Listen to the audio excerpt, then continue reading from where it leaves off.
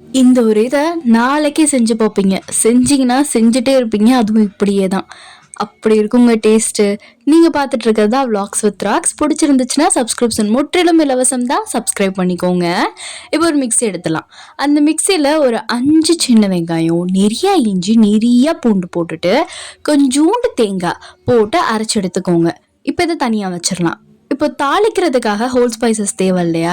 So அதுக்காக பிரியாணி இலை, பட்டை, கிராம்பு, கொஞ்சோண்டு சோம்பு அண்ட் என்னெல்லாம் ஹோல் ஸ்பைசஸ் இருக்குமோ அது எல்லாத்தையும் எடுத்து வச்சுக்கலாம். இப்போ ஒரு குக்கர் எடுத்துட்டு ஆயில் விட்டுட்டு அதில் நம்ம எடுத்து வச்சிருக்க சோம்பு அண்ட் ஹோல் ஸ்பைசஸ்லாம் ஆட் பண்ணிவிட்டு நல்லா தாளிப்பு கொடுத்துக்கலாங்க. இப்போயே கண்டுபிடிச்சிருப்பீங்க, நாம் செஞ்சிட்ருக்கிறது சிக்கன் பிரியாணி தான். ஆனால் டேஸ்ட் அப்படி இருக்கும். பிலீவ் பண்ணி செஞ்சு பாருங்கள். இது நல்லா வதங்கினதுக்கப்புறம் குட்டி குட்டியாக வெட்டி வச்சுருக்க கொத்தமல்லி அண்ட் குட்டி குட்டியாக வெட்டி வச்சுருக்க புதினா இதெல்லாம் போட்டுட்டு நல்லா வதக்கிக்கோங்க. இது நல்லா வதங்கட்டும். வதங்கினதுக்கப்புறம் நம்ம என்ன ஆட் பண்ண போகிறோன்னா, நம்ம அரைச்சி தனியாக எடுத்து வச்சுருந்தோம்ல, அந்த இஞ்சி பூண்டு அதெல்லாம் போட்டு அரைச்சிருந்தோம் இல்லையா? ஸோ அதை ஊற்றிக்கலாம். ஊற்றிட்டு நல்லா கிண்டி விடுங்க. அதில் இருக்க பச்சை வாடை அப்படியே போகணுங்க. அந்த அளவுக்கு நல்லா கிண்டிக்கோங்க. இப்பயே பார்த்தீங்கன்னா அந்த பிரியாணியோட வாடை நல்லா குமு குமு குமு குமுன்னு வரும். சரிங்களா? இப்போ நம்ம என்ன போட போகிறோம்னா, நல்லா சுத்தம் பண்ணி வச்சுருக்க சிக்கன் அதை ஒரு 10 நிமிஷமோ 20 நிமிஷத்துக்கு முன்னாடியே நான் சொல்கிறதெல்லாம் போட்டு ஊற வச்சுருங்க. சிக்கன் எடுத்து அதை நல்லா கழுவிக்கலாம். கழுவுனதுக்கப்புறம் தயிர் விட்டுக்கலாம். ஸோ தயிர் விட்டதுக்கப்புறம் பிரியாணி மசாலா இருக்குது பார்த்தீங்களா? அந்த பிரியாணி மசாலாவை கொஞ்சம் சேர்த்தே போட்டுக்கோங்க. அதுக்கப்புறம் உப்பும் போட்டுட்டு நல்லா பிணைஞ்சு விட்டு ஒரு 20 நிமிஷம் அப்படியே வச்சுருங்க. இது மாதிரி பண்ணுறது மூலிமா பிரியாணியில் போடுற சிக்கனில் கூட அந்த ஃப்ளேவர் நல்லா இறங்கியிருக்கும். அதனால தான் போடுறோம். இப்போ அந்த சிக்கனையுமே ஆட் பண்ணிவிட்டு அதில் தேவையான அளவு பிரியாணி பொடியும் போட்டுக்கலாம்.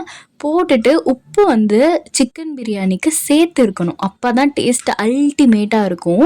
ஸோ அதனால் உப்புமே போட்டுக்கலாங்க. போட்டுட்டு பிரியாணி தூள் இன்னும் கொஞ்சம் தேவைன்னா கூட போட்டுக்கோங்க. போட்டுட்டு நல்லா கிண்டிக்கலாம்.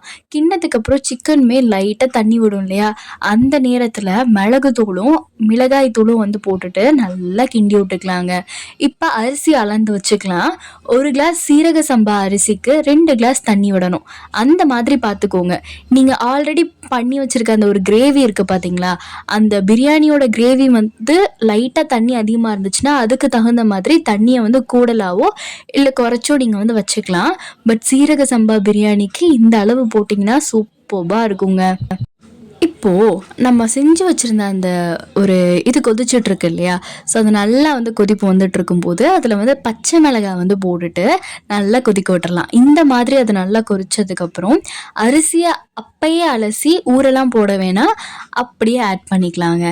ஆட் பண்ணிவிட்டு நல்லா கிண்டி விட்ருங்க. ஸோ அப்போ அது அந்த ஃப்ளேவர் எல்லா இடத்துலையும் இறங்கியிருக்கும் இல்லையா? ஸோ இந்த ஒரு ஸ்டேஜில் நீங்கள் உப்பு செக் பண்ணி பாருங்கள். உப்பு நல்லா சுருக்குன்னு இருந்துச்சுன்னா பிரியாணி அல்டிமேட்டாக வரப்போகுது. ஏன்னா இது சிக்கன் பிரியாணிங்கிறதுனால தான் சொல்கிறேன். ஒரே ஒரு விசில் மட்டும் விட்டுட்டு ஆஃப் பண்ணிடுங்க அடுப்பை. இப்படி தண்ணியாக இருந்துச்சுன்னா ஒரு 5 நிமிஷம் மட்டும் சிம்லேயோ இல்லை மீடியம் ஃப்ளேம்லேயோ வச்சு கிண்டிக்கிட்டே இருந்தீங்க அப்படின்னா இந்த ஒரு கன்சிஸ்டன்சிக்கு வந்துடும்.